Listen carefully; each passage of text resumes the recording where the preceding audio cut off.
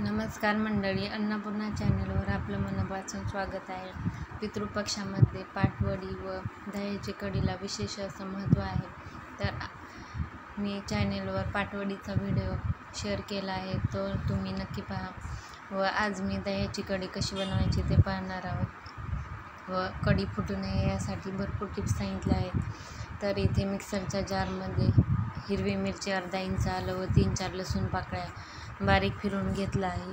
हिरवी मिरची तुम्ही आवडीनुसार कमी जास्त करू शकता. नंतर इथे बाउलमध्ये अर्धा लिटर ताक घेतला आहे, अर्धा चमचा हळद घातली आहे व 1 चमचा बेसन पीठ घालायचं आहे. हे सर्व छान मिक्स करून घ्यायचं आहे. बेसनाच्या गुठळ्या होऊ नये यासाठी मी विस्करने मिक्स करून घेतला आहे. कढी बनवताना गॅस मिडियम एकदम बारीक ठेवायचा आहे, मोठा करायचा नाही.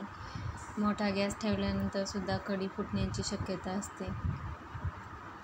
नंतर कढईमध्ये तेल घातलं आहे, त्याच्यात अर्धा चमचा हिंग घातला आहे व 1 चमचा मोहरी घालायची आहे. मोहरी छान तडतडल्यानंतर 1 चमचा जिरे घालायचं आहे. नंतर इथे मी 5-6 कढीपत्त्याची पाने घातली आहेत. नंतर मिक्सरला बारीक केलेलं वाटण घालायचं आहे व सर्व व्यवस्थित असं 2-3 मिनिटे परतून घ्यायचं आहे. गॅस बारीकच ठेवायचा आहे, अजिबात मोठा करायचा नाही. मिडियम गॅसवरच कढी आपल्याला बनवायची आहे.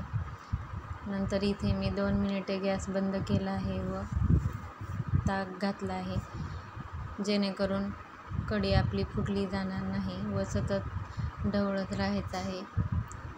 2 मिनिटांनी लगेचच गॅस सुरू केला आहे व या पद्धतीने सतत ढवळत राहायचं आहे. कढी आपल्याला खळखळ उकळू द्यायची नाही. जर कढी तुम्ही खूप उकळवली तर तेव्हासुद्धा फुटण्याची शक्यता असते.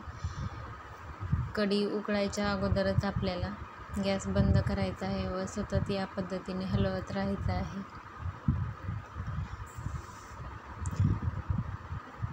काही जण असं म्हणतात की शेवटी मीठ घातल्यामुळे कढी फुटत नाही, पण तसं काही नाही. अगोदर मीठ घातलं तरी देखील कढी आपली फुटत नाही. तर इथे मी 1 चमचा साखर घातली आहे व चवीप्रमाणे मीठ घालून आणखी सतत कढीला ढवळत राहिलं आहे. तर छान आपली अशी ही कढी बनवून तयार आहे. सर्वात शेवटी इथे बारीक चिरलेली कोथिंबीर घातली आहे. तर या टिप्स वापरून तुम्ही सुद्धा कढी बनवा, अजिबात फाटणार नाही. सतत कमी गॅसवरच कढी हलवत राहायचं आहे व उकळायच्या अगोदरच गॅस आपल्याला बंद करायचा आहे. तर व्हिडिओ आवडला असल्यास नक्की लाईक करा, शेअर करा, सबस्क्राईब करा.